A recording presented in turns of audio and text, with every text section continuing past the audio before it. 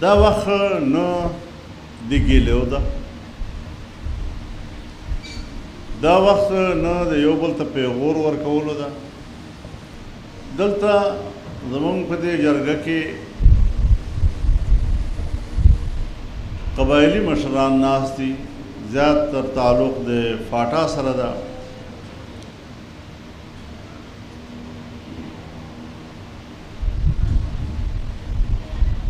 او له تېرو 10 کالو نه د فاټا په خلکو چې څه تېرېږي او په دوی باندې چې کوم ژوند اور شوی ده، د هغې به څه لاره راوباسو. دا زموږ یو اجتماعي ذمہواري ده.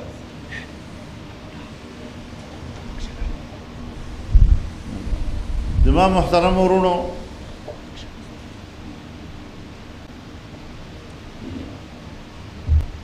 دا وخت نه د ګیلو ده، دا وخت نه د یو بل ته پیغور ورکولو ده،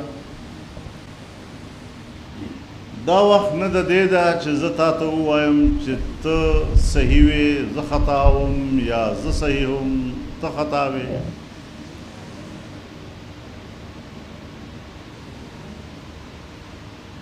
سنجیدګي سره په صورتحال باندې غور کولو ضرورت ده.